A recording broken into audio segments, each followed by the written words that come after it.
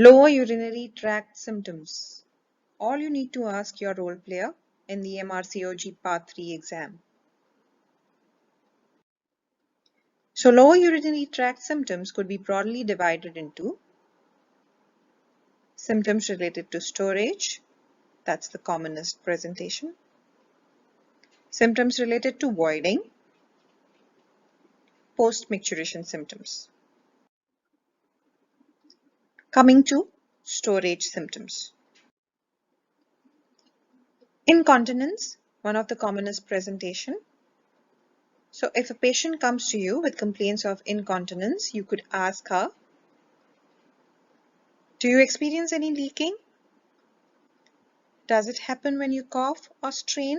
That's stress incontinence. Do you need to rush to the loo? That's urgency. Do you leak on your way to the loo? Urge incontinence. In case of both the symptoms, that is mixed incontinence, you could ask her what bothers you more in order to know what is the predominant symptom.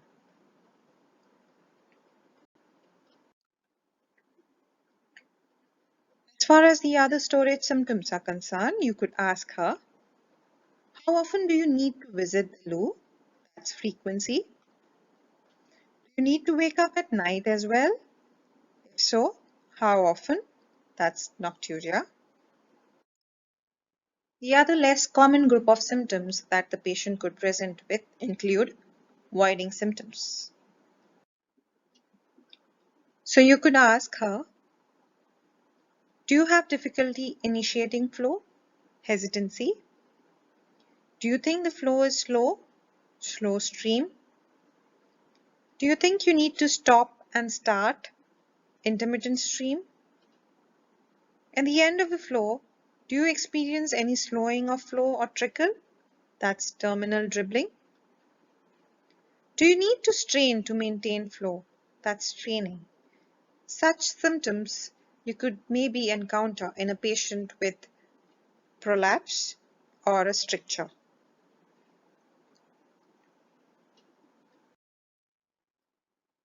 Post-maturation symptoms. You could ask her, do you experience incomplete emptying?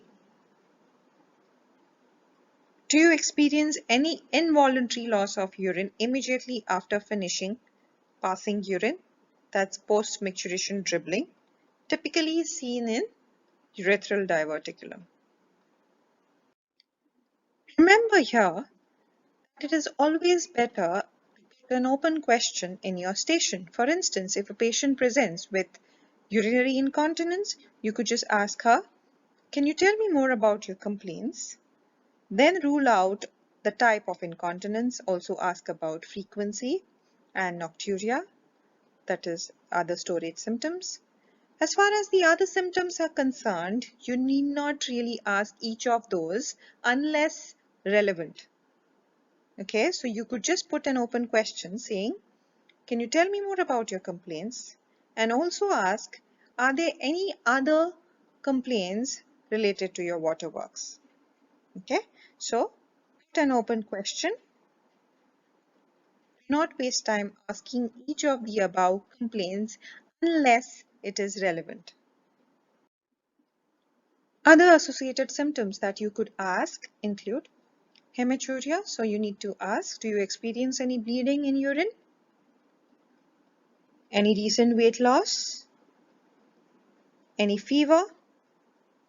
Any mass per vaginum? Any bowel complaints? Is there any pain? Please remember that the ones marked in red are important, very important to ask in history. They are the red flag signs. Hematuria could mean underlying cancer, underlying UTI. Weight loss could also mean underlying cancer, and pain is very important to rule out something like bladder pain syndrome. Remember, when asking sexual history, which is one of the most important histories in urogynecology station, you need to signpost as in asking any personal or sensitive history. So you could start by saying, "Don't mind me asking a few intrusive questions. Is that okay?" Confirm if she's sexually active. So ask her, "Are you sexually active currently?" If so, ask her, "Is there a problem that you experience?" Need to rule out risk factors, because typically in the exam there may be stations where role players have certain risk factors that could affect the management. As a result, you need to address the risk factors. So ask, "Do you have chronic cough? May I know your weight for height ratio?" So BMI. Are you on any medications, like maybe diuretics? Do you smoke? What about alcohol? Are you addicted to coffee? Do you have a lot of coffee? Approximately how much of fluids do you consume in a day? What do you do for a living? For example, she could be a laborer, which could include lifting heavy weights. So that's important. Or she could be working out at the gym, or she could be a gym instructor. So it's important to know the occupation. So coming to other relevant history, obstetric history, you need to ask her, "Have you been pregnant before? If so, was it complicated?" Again, an open question rather than asking pinpoint questions like, "How was the delivery? Was it instrumental delivery? Were there tears? Was it a big baby, etc.?" You could just say, "Was it complicated? Any medical disease? Any surgeries? Any allergies? Any treatment tried? Are you well supported at home? Are you up to date with your smears and are they normal? Do you have any concerns?" This is very important because the role player may perceive this particular problem as maybe cancer, so you need to address that. How does this affect your quality of life? You need to ask this specific question unless the role player has already told you that it is affecting her quality of life.